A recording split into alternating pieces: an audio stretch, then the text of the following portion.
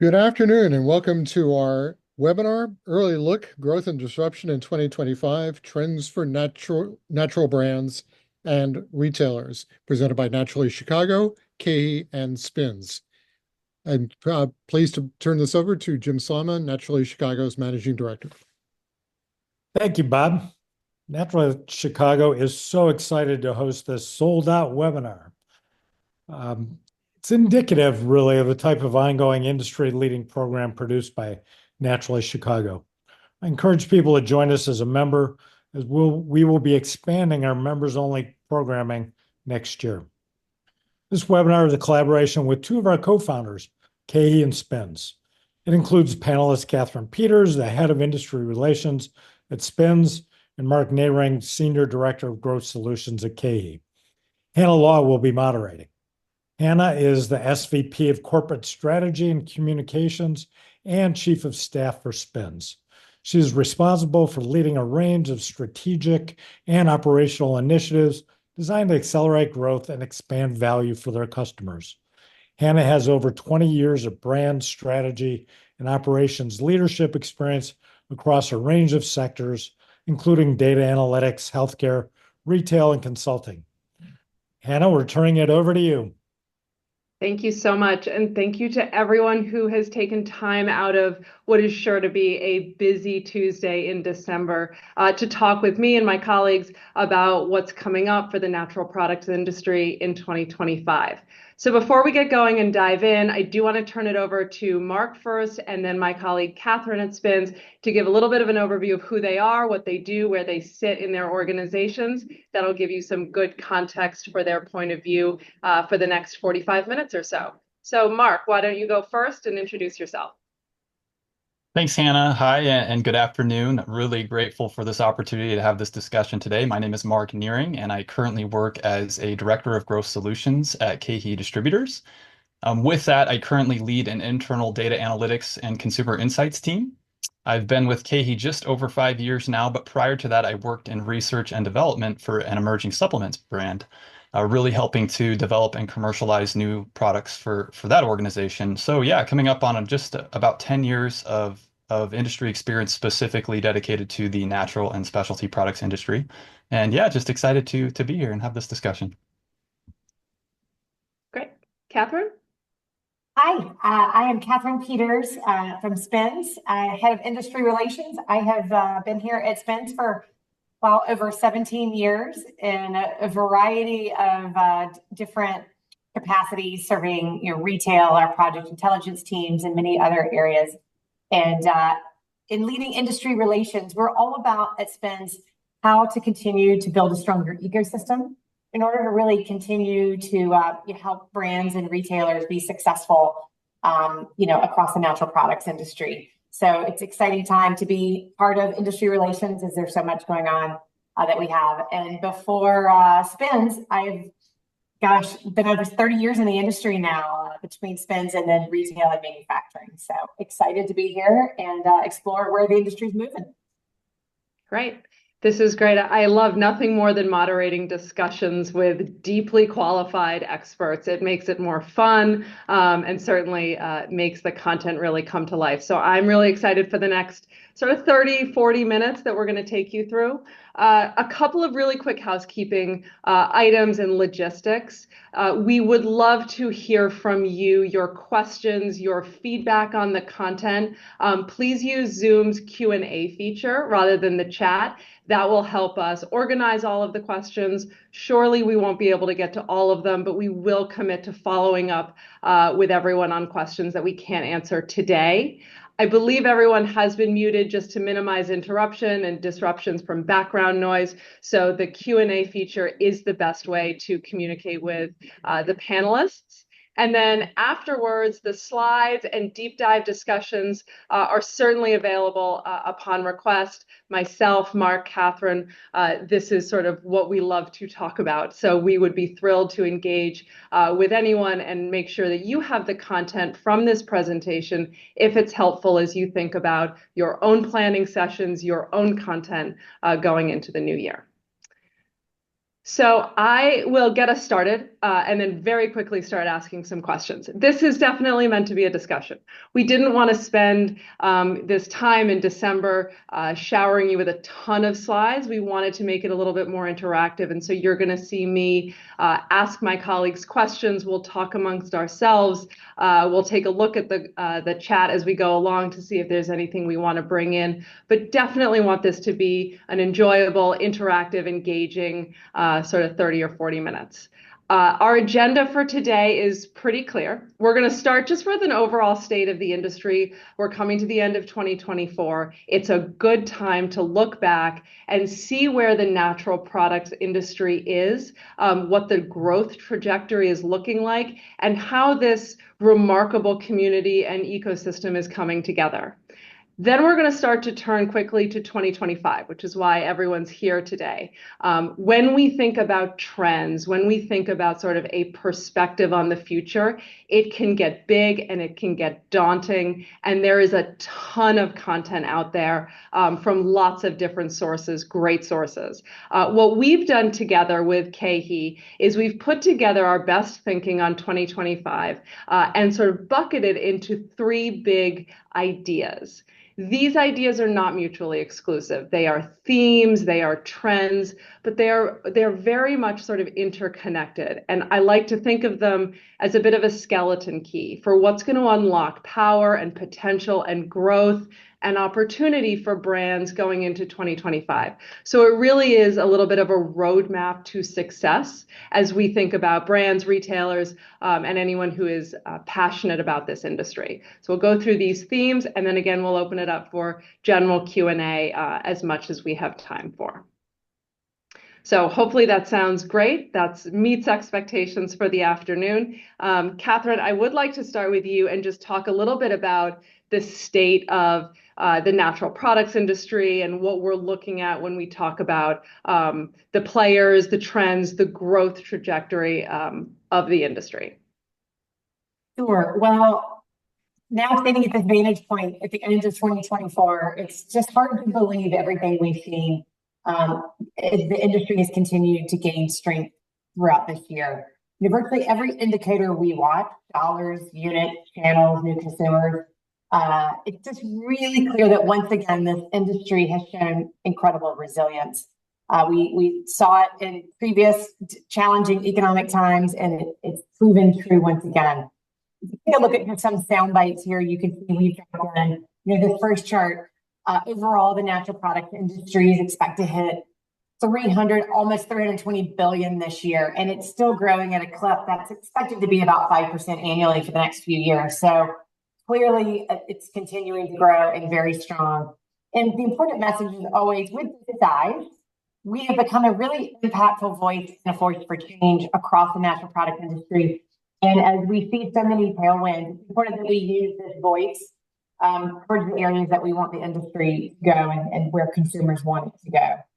Looking in the middle, another sign of resilience is the continued dollar and unit growth we've seen over the last year in natural products. These lines are 4-week increments of dollars and units, the ones you see on the increasing incline there for what we call multi-outlet. It's really a great proxy by looking at mainstream outlets of what consumers are buying. And again, we see dollars and units both growing in every month and every month growing, which all those things together are obviously, a really strong indicator of this industry.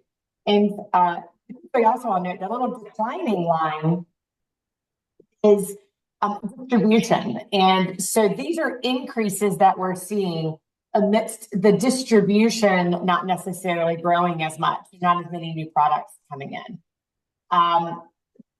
Finally, on this slide, consumers are a great tailwind for the future. And what we see is that more consumers are coming in as well. Over 95% of consumers have bought a natural item in the last 12 weeks. And that's 2 million more than the same time last year. So almost everyone's already buying, and yet even more are coming in. And there's a 6% increase in trips per buyer. So we have more shoppers coming in. We have more shoppers buying more frequently. And younger consumers are very strong. And we anticipate they buy with their values. and their buying power is strengthening such that by 2030, we're going to see Zennials, in other words, Gen Z and younger millennials, holding half or more of the buying power in the industry. So this is going to be strong growth for many years to come. Yeah, and Kathryn, I love that you used the word resilience. I think that is a perfect word to describe what's happening within the natural and wellness space. And just really quickly, if I provide just a little bit of background about my team at KeHE. So Growth Solutions, what we are is we're a retailer-facing category management team. And so every single month, we are constantly looking at data, whether that be retailer versus competitive market data or specifically product positioning data, consumer behavior, all of this. And really, if you go to this next slide, I think you're going to really see what we're talking about as far as the positive trajectory of this industry. I just think it's fascinating that to see across all channels, whether that's natural stores, you can see are up 6.6% within the natural channel and 2.3% for specialty and wellness products. And of course, that makes sense. But if you look at these other channels, whether that is MULO, that's up 4.4% in natural, and even convenience up 5% for those natural products. And specialty products also doing very well. So, no matter how you kind of slice and dice the data, we're really seeing strong growth. And I think even in the specialty and wellness products segment, there are a lot of people who may not be living a fully natural lifestyle, but are kind of dabbling. And this creates that opportunity for them with more accessibility and a better price point to start to get into this natural industry. So across the board, I think it's just a very positive story as we look across each segment and each channel. I'll jump in too, Marc, because I think, and what you're probably is coming up is what I find so remarkable about the industry and the growth and the resilience that you and Kathryn are talking about is that it is an industry that is by very definition changing. And so there are constantly new products, there are new types of shopping and relationships with food that are coming into the system that continually drive uptake, that are continually driving behavior. So you see this growth in an industry that in and of itself is changing, and that you can have growth and innovation at the same time is really remarkable. And I think this is what we're going to spend most of today on is what does that change look like, and what are those attributes, what are those trends that are sort of changing the very definition of what the natural products industry looks like, feels like, tastes like.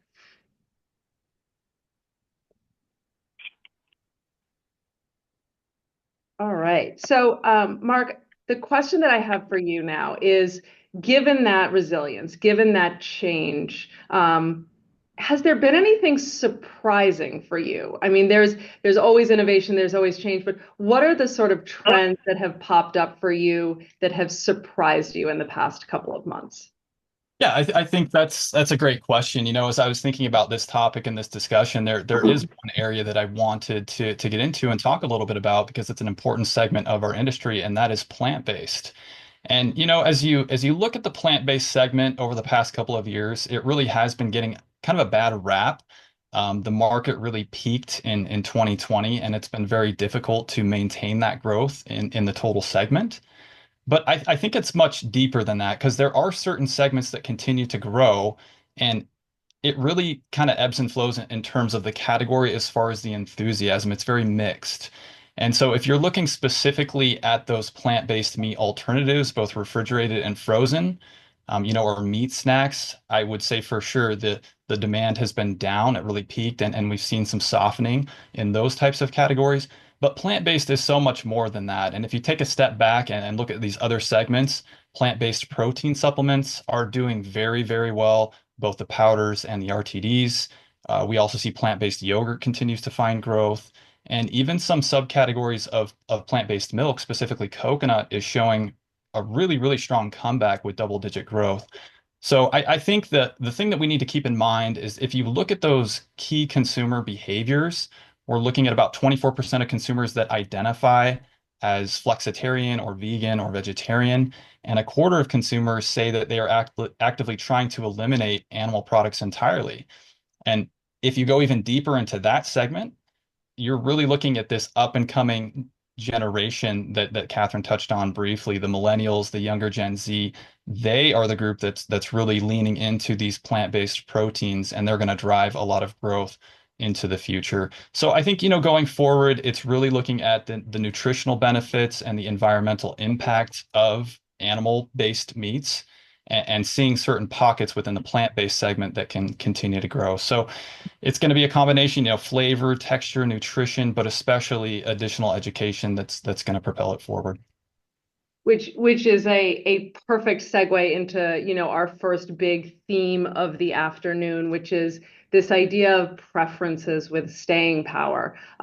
We have talked about this in a couple of different ways over the years, whether it is preferences, behaviors, values. Kathryn, I want to turn to you and say, look, we have seen some language around values, value-based customers, people shopping with their wallets. How do you think about the difference between just a preference and a value and something that maybe tags into that resilience that you were talking about before?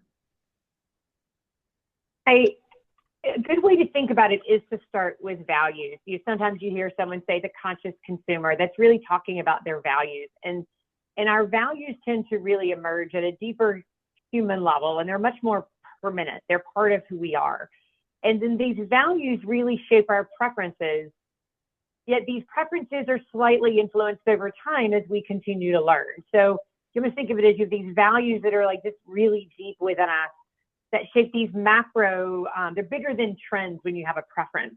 There's these deeper choices that we as consumers are making that are in line with the values that provides this framework for our choices that do get influenced over time. So it's not just about a specific attribute or an element of nutrition, because those change over time, but it's how they fit into this larger values and preferences framework that really comes from the depth of who we are. So think of it a little bit as a hierarchy. What we really see, and a lot of what we're, Marc and I are have been having fun ideating on, is that there's these informed choices that are just so overwhelming in today's marketplace that supports the preferences that consumers want to be in control. They want to have the power to make their own decisions, and they want to have the right kind of information to make the choices that's right for them. So we'll see that as consumers continue to really learn and evolve, that these preferences will have trends that go in and out, but you'll still see them generally falling under some of these umbrellas that we're going to cover today. And they really have a lot of staying power. Yeah, and look, I think that the idea of looking at this from the perspective of choice and more informed choices when you are walking into a store, just thinking about making healthier choices doesn't really do justice to what is actually going on in shoppers' minds, in the industry. It is so much more about this idea of an informed choice that drives values. One of the first things that we had talked about as a group in preparing both for this webinar and in some of the materials that we've been publishing is this idea of aging well. And Marc, KeHE brought this up very eloquently in your macro trends report. And I wonder if we could start with you. Talk a little bit about what does aging well mean in the context of the values and behaviors that consumers are bringing to their choices.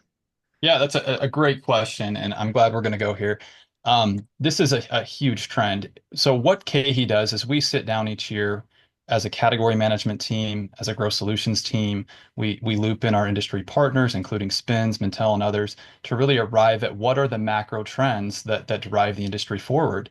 And this one that we're going to talk about here on the screen, it really is just it seems like it's everywhere you go, you see more and more content and commentary on how do we age well. So we've termed this the new rules of aging well. And I would say if there's a trend, I guess, if you look at the consumer, they really are adopting a more proactive approach to health. And so this idea of aging well, it really is just so very important. What consumers are really looking at is they're focusing more on prevention rather than treatment. And as you can see the statistic on the screen here, 91% of consumers agree that healthcare should focus more on preventative care. And so I think it's just a huge paradigm shift. It's been happening for some time, but as consumers are more informed than they've ever been about food and beverage, more informed about supplements, and they're digging deeper. They're going deep into ingredient panels. They're looking for specific functional type of ingredients. and they're trying to support various wellness goals in their life. And I think most importantly, they're recognizing that in order to maintain good health, it's going to largely come from lifestyle choices as it relates to food. So it's really going back to, the well-known medical advice of let food be thy medicine. So the question, as you asked, how is this going to play out in 2025? I would say a continued focus on gut health. We're seeing a lot of growth in high protein and especially high quality protein, both animal-based and plant-based, and then seeing more functional benefits in everyday foods, including snacks and beverages. And I think supplementation also is going to be a large part of this going forward. The consumer is thinking about, not just their physical health, but their emotional health, their mental health, mood support, stress management, all of these things that we deal with on a daily basis. The products that can support these overall wellness goals are going to be very important as we go forward. Without a doubt, Marc. I mean, to your point, it really is about aging well. We have a colleague that says, I want to die as young as possible, as late as possible, right? In other words, I want my body to feel really young, but I want to have longevity. And so it really is all about aging well. And we sometimes say it's like this, not just lifespan, but health span, how long you're healthy. And so as you said, there's so many different areas that are about like how we live these healthy lives longer so we can keep active and on the move. And it's about this really holistic rethinking of the role that food and nutrition plays in our lives alongside things like sleep and moving our body and time in nature and all those things. It's important to also think about if, as you're a retailer or a brand, like how this also is combined with how differently we learn and how our individual sort of prescription for this aging well quality of life is our kind of part of our personal brand. It used to be when, or some people as old as I am, at least, that you heard most of your medical advice, from your doctor or those kinds of things. But now there's practitioners everywhere. We're reading books, we're looking at podcasts, we're watching documentaries. We're using all these wearable devices, whether it's Whoops or Oura Rings or glucose monitors and cold plunges. And again, as Marc mentioned, we're changing more than just what we eat, although we're recognizing how critical the food component is. We're looking at less screen time, like I said, better sleep, less alcohol. I mean, so many different components. And so it's really critical that as we look at this way that we're aging well, or we're desiring to age well, that we're also realizing that everyone on this webinar has a different specific formula. And so what we're looking for goes back to what Hannah mentioned as informed choice. We want to be able to take all the information in, all these bits and pieces, the products Marc's referencing that we're looking for, more protein, lower sugars, whatever they may be, and we're then matching those in with our particular prescription or personalized brand for what we want for aging well. So it's really important. Big message is that there's no one size fits all. There's so many different components, and we're constantly being informed in ways that's continuing to evolve how that larger preference moves along. Yeah, and look, for me too, I think that we seem to have, just looking at this screen alone, we seem to have so many different things that we can reach for in the world to help us be our best and healthiest selves. Now, people wanting to go on diets or do different things with their exercise regime or, buy a new piece of technology, that is not terribly new, but it seems like the volume of what's at our disposal is new. And there's also now sort of the interplay of pharmaceutical innovation. And so I want to shift a little bit because what we've been talking about here is very much sort of personal choice, sort of from the ground up. What do I want to reach for?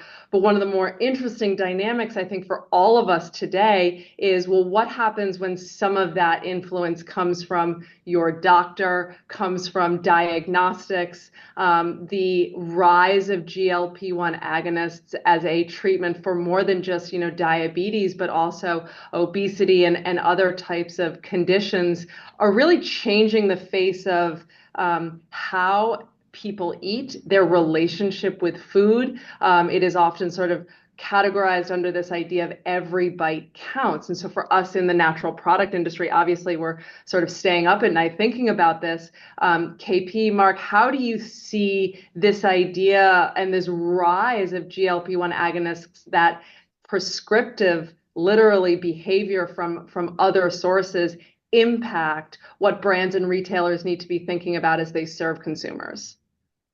Yeah, I think this is a great question. I think it's a question that everyone is asking right now. So I can offer a few thoughts here. When you look at overall weight management studies, nearly 60% of Americans are either currently obese or overweight.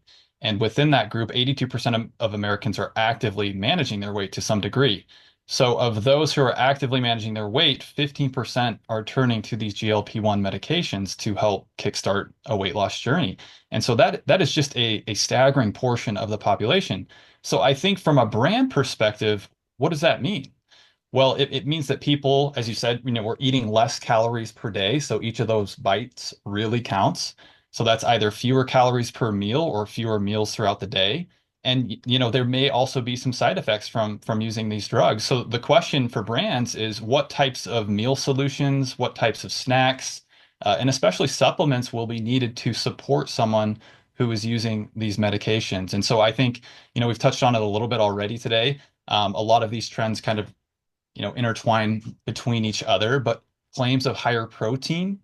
Um, Protein is known to increase satiety. It slows digestion, it stabilizes blood sugar, and it helps to curb appetite. So protein is going to continue to be front and center for consumers. We're also seeing higher fiber being called out, and there's a lot of research right now that's investigating how certain types of fibers can help mimic the GLP-1 hormone response.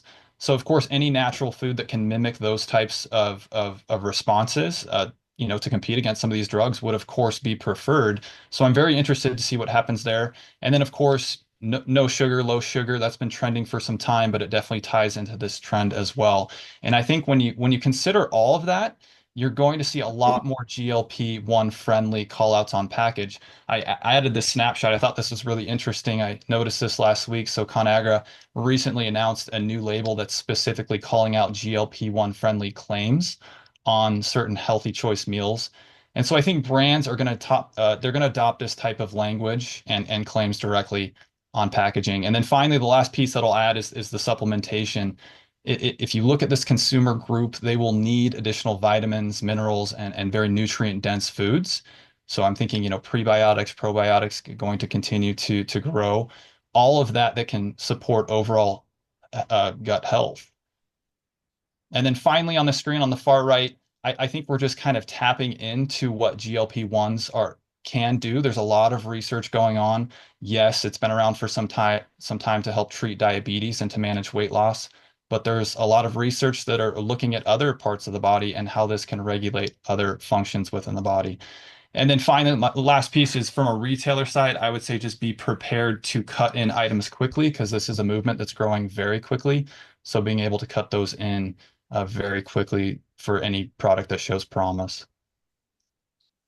Yeah, I think you're right, Marc. I mean, this is a unique scenario where we have an external force with some of this development that's come in the GLP-1 medications, along with this already huge interest and movement towards aging well, and they're going to just keep creating more and more tailwinds going forward. And really even more so when you consider that it's expected that the oral use, of GLP-1s versus injections is likely coming in 25 already in other parts of the world. And certainly we're already seeing microdosing and things like that, which is going to make it even more accessible for more consumers in a long-term approach. So without a doubt, these are, once again, multiple trends coming together that are going to really shape our industry as we go forward.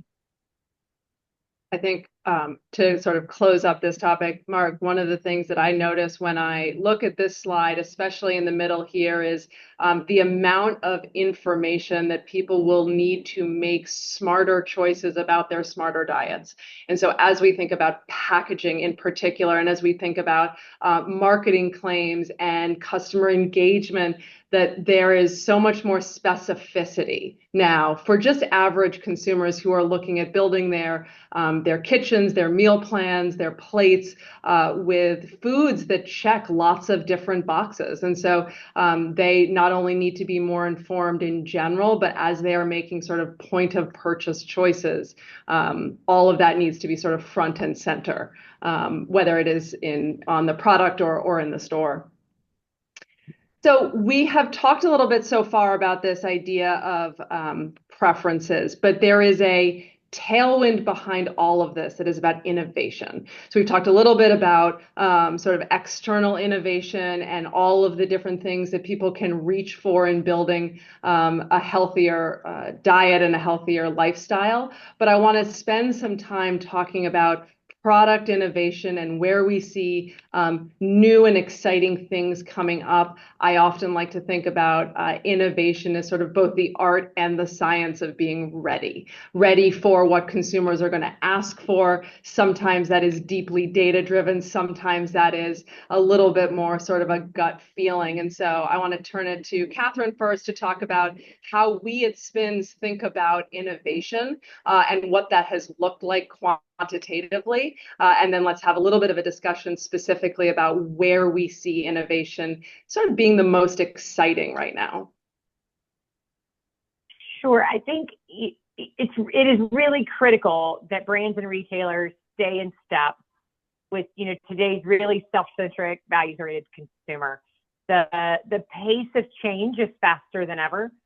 The product life cycle has been hastening over the last 10 to 15 years, and with the impact that we're going to continue to talk through this hour on digital and retail media and social, it's just going to continue to be that way. So it's pretty unforgiving. You got to get it right, and you have to make sure you're focused on the right results. And we see, not only are brands obviously investing in innovation, retailers are increasing not just in their store experience and digital experience, but also in unique private label items. So that means brands have to stay a step ahead with their sustainable innovation in order to meet the unmet needs, what consumers are looking for, to expand their loyal fan base, and to help retailers through category leadership and growth. So it's a lot to tackle and be sure that you get right.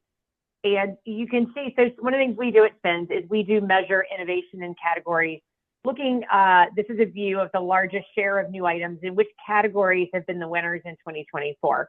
And I know in a couple of minutes, Marc's going to kind of cover some of the things that we see across these categories that are some larger trends to think about, because it is really critical as a brand that you think about what are consumers looking for. Again, what is that unmet need? What are the product attributes? Like looking back at that previous slide with Conagra, what are the things I'm looking for to be written on a package that fit with my personal brand? So there's all these really important ways to build the product itself, but it goes deeper than that. And so we want to make sure that you're really thinking as your organizations about how you set up for growth too.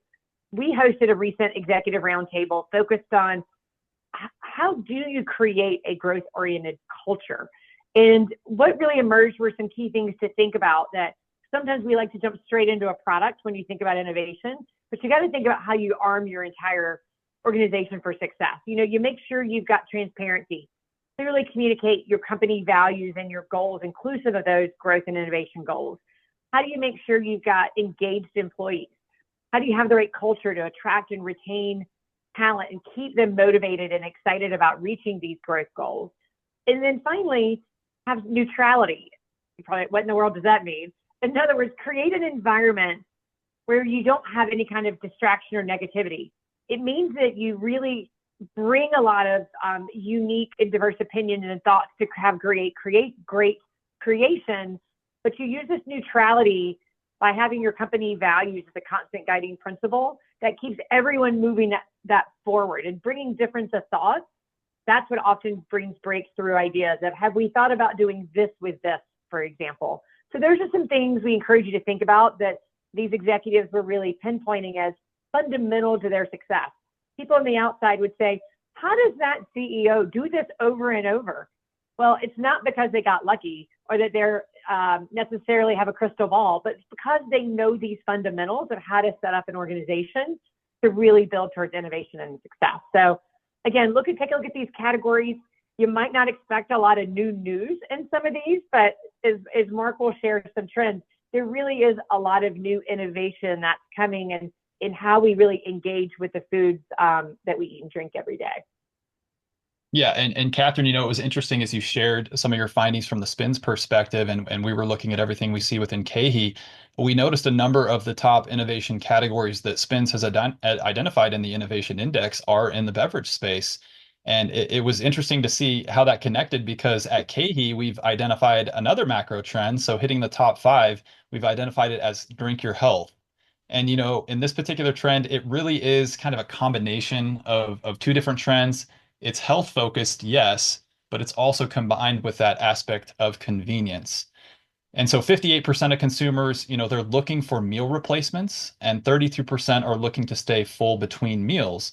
And so we're really seeing a lot of growth in these functional beverages that can easily fit into a daily wellness routine. But beyond that, there's lots of other ways that consumers are using beverages beyond just a nutrition shake or a meal replacement drink. We're seeing a lot of growth in everyday hydration. That's a huge trend right now that we've seen this past year, and we'd expect to continue to grow. And even just in general, lots of recovery claims and those hydration claims on package. And so drinks that can offer those types of functional benefits. We're also seeing drinks that can improve any sort of digestion or gut health and make those claims on pack. As we look at this past year, if you think about the soda category, taking a drink that has traditionally just been very high in sugar with pretty much no nutritional value at all, and then bringing down that sugar to a very low sugar, no sugar claim, and then adding a functional benefit. That just tremendous growth in those types of products that people can integrate into their everyday routine. And then finally, I have to touch on this trend. I think you mentioned it earlier, Kathryn, but this sober, curious movement as well fits right into this trend of drinking your health. As I attend shows, I'm seeing more and more specific sections being dedicated to non-alcoholic brands. Lots and lots of brands entering this space right now. And again, it's being driven by that younger consumer, not wanting to consume as much alcohol, but still be able to indulge in a beverage at a social function. And so at KeHE, we now have a wide assortment of products, whether that's going to be in the non-alcoholic beers, the non-alcoholic wines, mocktails. Many of these are now offering a functionality claim in terms of mood or stress support. So it's just an area with all of these different types of drinks that continue to see tremendous innovation. So I think that's gonna continue as we go into 2025. And a couple of things that just strike me as I listen to both of you. Number one is, Kathryn, I love this idea that you're talking about that, look, innovation doesn't come from nowhere. It comes from organizations that are set up and built to innovate, and that is not something to overlook. Marc, what you're talking about with drinks, I think, is so fitting for our sort of collective ideas of what innovation is going to look like in the year or years ahead, which is just, it's not linear. It's so interconnected. So when we think about drinks, when we think about this category, we are looking at an interlock of functional benefits and ingredients and generational trends. And so successful innovation isn't just single-minded. It's not just linear in one direction. It is often a hybrid or a matrix of lots of different things coming together, which is perfectly shown on the slide. When we think about that idea of sort of coming together and reshaping what products look like in reality, Kathryn, Spins has come up with an idea called the modern kitchen, which is sort of the very practical and pragmatic approach to thinking about what all of this looks like when it sits in people's pantries together or in their shopping carts. Can you just take a couple minutes, talk to us a little bit about what this idea of the modern kitchen means, and then let's scratch into a couple of examples of where we see that coming up. Sure. Most importantly, our relationships have really changed with our kitchens over the last few years.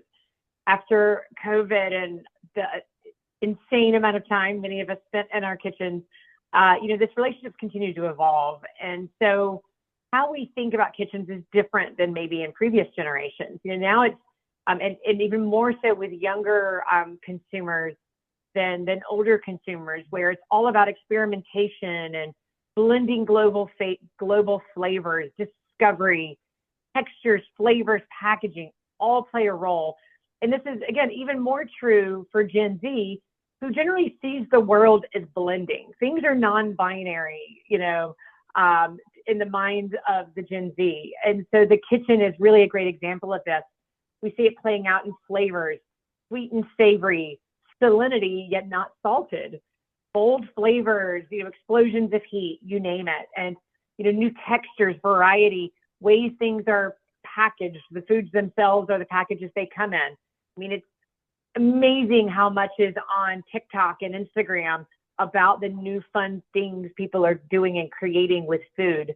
And it's just really important to recognize that, once again, we said it, your food is part of your personal brand as well. And so the way that you want to create and be in your life, food is just one more extension of that. And so this idea of the modern kitchen is all about exploration, creation, discovery, and it goes beyond the kitchen, certainly as well. Yeah, and if I can add just a little bit of that, you mentioned Gen Z, which is really fascinating to me. If you look at the US, it's a melting pot of cultures, and demographically, 50% of Gen Z is multicultural. So it's a significant piece of the population, and they're really leading this trend. At KeHE, we've termed it international in every aisle. And so we've seen spicy flavors continue to grow, being more widely adopted at even younger ages. And just in general, more of an appeal for these interesting flavors. And a lot of that's being driven by younger millennials and especially Gen Z. And, as you go deeper into this particular trend, consumers they're being drawn to these more authentic flavors and high quality ingredients and dishes. Many of them may go experience this out in a restaurant, see it on a menu, and then they want to come back home and experience that at home, right? And so we're also seeing it much more targeted, I guess I would say. So not just Asian foods, but going deeper into more unique formats of Korean foods or Filipino foods or even African types of foods. So just a complete shift in terms of the younger generation wanting to have a much more experienced type of meal as we move forward. So, as far as retailers, I can also comment on that if we have any retailers in the audience. This is perhaps one of the most requested projects that we have right now is how can retailers increase their multicultural assortment for their shoppers? And if you think about that for the consumer, these retailers want to create a compelling shopping trip. So I think it's going to continue to go forward if you can create more of that space, bringing in these new flavors, these new ingredients, and then keeping those consumers shopping in your stores. Marc, you had mentioned sort of bringing ideas of what you are thinking about or talking about outside of your house, into your kitchen. One of the ways that we've also seen that come forward is in this idea of sustainability, which is what I want to jump to next. I'm conscious of our time, and I want to make sure that we get to all of our different trends. But this idea of sustainability, it's definitely a flashpoint of interest in lots of conversations, but just more recently starting to come into the area of food, whether it is the actual food product or the packaging. I'll give it to both of you and say sort of, how do you think about sustainability, its value and its relevance to both brands and retailers coming into 2025? KP, maybe we'll start with you. I think what we really see is sustainability is incredibly important in the minds of consumer, but there are other things that are still often coming first in their buying point. Just the reality of whether it's budgets, whether it's a health component that I'm looking for, whether it's related to a couple of other those components, how it tastes obviously also always reigns. That being said, it's becoming increasingly table stakes to make sure that your products are prepared for the future sustainability. And it's going to be really important for our industry to really get under the hood and understand how to make it profitable to have products that are also good for the planet. And so I know there are a lot of things that are some new innovation that's coming in the area of sustainability. But this is going to be a further, just wake up call for us as we go forward, because not only are consumers increasingly looking for it, younger consumers, once again, more than ever, are looking for positive planetary impact. And as we get the equation right of flavor and price and the right other, global flavors, help span all these components, right? Sustainability can often be the tipping point for a purchase. And Marc, I know you've really been digging into this a lot as well. Yeah, and I think everyone would agree with the statement that we all want to make better choices for the environment. Everyone wants to support that, but as you said, there are other factors when selecting food, beverage, and supplements. It's going to come down to cost, taste, and function. So I think that assuming you have a great product that has real value in it, adding a sustainability aspect to that product can really set it apart from the competition. But yeah, there are two movements: the regenerative agricultural movement, definitely seeing more and more claims and lots of big initiatives that are being brought to the market by brands. That looks very strong over the next 7 years. And then also upcycling, and specifically, we have a few call outs here, but upcycling as it relates to snacks, over 100% growth with making those claims. So it's definitely something that we're going to see continue going forward. I think especially when we look at it from a whole, it's going to be an educational piece that we're going to need to work towards and continue to drive towards the consumer so they have a better understanding of sustainability initiatives. Yeah, totally agree. And it's interesting. We see a lot of legislation getting sort of slowed down as various parties try to work to agree on where legislation needs to go. But in the absence of that, maybe you want to share the next slide, Hannah. We see that retailers are really making pledges. And so it's important for everyone here on the call to recognize that retailers are making big commitments.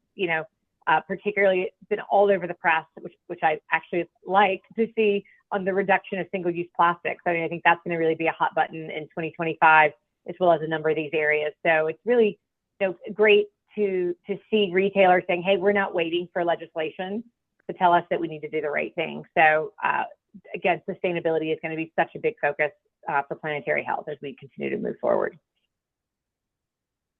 Well, I think that one of the areas where that discussion was going to play out perhaps the most is on social media and in these different sort of communities and environments where people are talking about food, talking about their values. And so we're going to move into our final sort of big theme of 2025, which we're calling sort of media of the moment. Kathryn mentioned earlier that Spins recently fielded a survey that you can read about on our blog of sort of top 50 executives in the natural products industry, asking them what they were concerned about, asking them what they were going to be focused on next year. And again, what we heard was this idea that, look, social media, non-traditional channels of sales and customer engagement, that is where people are spending a lot of their time, a lot of their investment. But they're also they're feeling relatively unprepared for that. So I think Marc at KeHE, Kathryn and I at Spins, we look at some of these numbers and we say, well, this is definitely an area where we want to participate, where we want to help everyone get comfortable, get ready, and think about how to engage with brands and retailers and make these new media channels work. So I think, KP, I'm going to bump it back to you because you had a slide earlier that I'm going to bring back in, or just around sort of personal formulas for health and where this is all happening, because you mentioned this idea of how we learn and the side of engagement that comes in education, getting smarter about food. It seems like this is sort of maybe one of the most important roles that channels like social media and direct-to-consumer outlets are playing. Without a doubt. I think if there's a big call to action to think about as a brand and as a retailer, it's really work to be where your consumer is learning and where they want to engage. I mean, if you think about it, we don't even have to type things into search bars always anymore. We can just, ask with a verbal question and AI renders us, this huge list of information versus having to go into 10 different sites to learn things for ourselves. I mean, it's just the speed at which we're able to gain information, absorb, and explore. It's just incredible.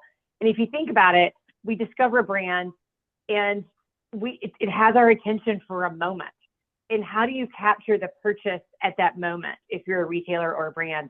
We spend a lot of time with our Destiny customers building shoppable landing pages. So it's like, oh, I want to try that new high protein, low sugar bar. And I can immediately drop it in my cart right there while I'm thinking about it, because in 30 seconds later, I've moved on to the next thing. So that's a really big call out for all the brands today, is take these trends, but then think about the fact that you have to engage right where your consumers learn about you. And so, back to Marc's point on discovery, and think about how you then structure, again, your organizations. How do you invest in test using things like retail media or shoppable landing pages? You got to make sure you're measuring the impact. Don't just throw money out there. Make sure you've got the right tools and KPIs to measure. Make sure you're using influencers properly. Again, incredible ways to build awareness for your brand, but you got to make sure that you've got the discipline to get the right impact that you're looking for. So again, we're learning so much in creating our unique, personalized brand, but we as brands and retailers need to make sure that we're engaging with how we're learning and figuring out how to meet our consumers right where they want us to, because the game is continuing to change. And we know this relationship between brick and mortar and digital experience is very blended as well. Yeah, and I'll add just one quick thought. I know we're conscious of time here. I think what you said is the discovery portion. The final trend that we identified is, and we've called it unexpected areas of discovery. So if you look at that consumer, as you said, they're used to a multi-channel type of approach to shopping. And so social media is driving a lot of growth across these trends. Statistics show that 50% of US adults who follow social media influencers are also following food and drink accounts. And food and drink is the second leading category followed on social media, only behind entertainment. So it's really taking the trends that we've talked about today and just putting kind of fuel to the fire to get these trends out more. And then my final point is more on that unexpected side, where yes, we're seeing lots of growth within typical channels, MULO and natural channels. But as we talked about at the beginning, the convenience channel is showing significant growth for these types of products. And then even beyond that, lots of products are now available at kind of these unexpected areas, such as airports or your local gym or, bookstores, things like that. So there really is more and more opportunities for consumers to be introduced to this. So brands really need to take advantage of that and stand apart and use that as an opportunity to expand their distribution. Amazing. So for everyone, that rounds out our discussion right now of the trends and the themes that we've talked about. We've gone from this idea of preferences and values and what that looks like in the context of behavior and changes in shopping and changes in the relationships that people have with food. We've talked about innovation. We've talked about some of these big ideas around media. I'm looking at the questions that have come in, and thank you to everyone who has submitted. One of the questions I see, which we get almost every time we do a discussion like this is great, but what do I do next? Like what do we do to evaluate new brands and whether or not they're going to succeed if we are a retailer? Or from the Spins perspective, what criteria would we say makes for successful innovation? So maybe we'll end on that big question, because it is practical and it is pragmatic. And as you think about going into the new year, we want to make sure that you feel ready within your own business. So Marc, why don't, if you could start for me, sort of what is the criteria you use to think about successful innovation? And Kathryn, I'll ask you the same question. Yeah, it's a great question. Hear this question all the time. And the way that I think about it, there's likely lots of entrepreneurs and brands on the call today. So as you think about a new line extension or potentially launching and scaling a new product, I think about it from a product standpoint and then from a people standpoint. So first and foremost, the product, it has to taste great. We've talked a lot about trends today, but you have to have something that tastes very good. So we're always evaluating that. Second, I would say, is the innovation piece. How do you differentiate your product out there? How can you present to a buyer something that is distinct and different that can add incrementality to a particular set? So as you're formulating that, that might come from ingredients, it might come from function, but really trying to differentiate yourself. Packaging also is hugely important. It has to stand out on shelf. If you're making some sort of claim on package, do you have the right certifications that are certifying that product? Because that's going to add more value to it. And then, so that's all the product side. And then I would say the people side is this company being led by a passionate founder or group of founders? Have they built the right team around them to make this venture successful? Purpose can come into play. We definitely want to support and scale purpose-minded companies, as we talked about sustainability today. And then finally, I would just say all of that. Do you have a story that you can take to the market? You can have a great product, that tastes great with a good team, but can you really execute that story side of it?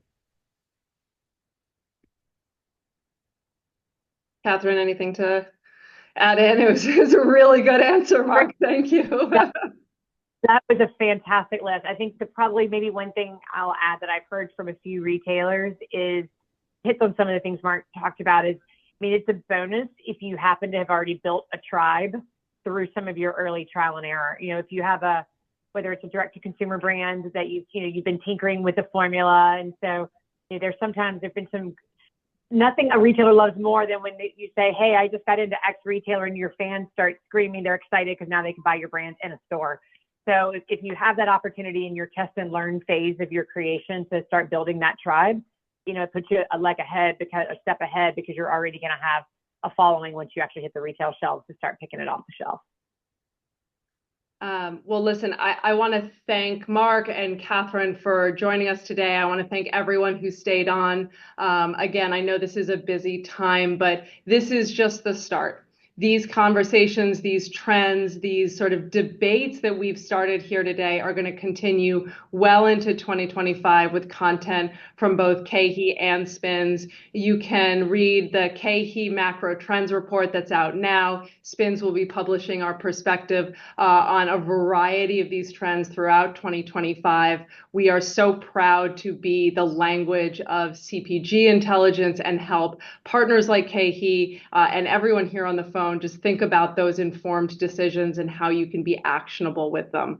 I also want to end by saying thank you so much to Jim and to Naturally Chicago for giving us an opportunity to talk about these important items, to sort of seed new conversations in 2025. We can't wait to help all of you going into the new year. Jim, I'll turn it over to you to end. You can see all of our contact information on the page. Please reach out with any questions, requests for content. Again, we're very happy to help, and Happy New Year. Great. Well, thank you, Hannah, Kathryn, Marc. Great job, each of you. Excited to end the year with such a successful, dynamic webinar. For each of our attendees, we'll be sending out a blog post with a recording, so you can check it out, do another round if you so choose to, and also feel free to share it with your friends. Thank you, everybody. Happy holidays. Have a great new year. We're looking forward to collaborating again in 2025.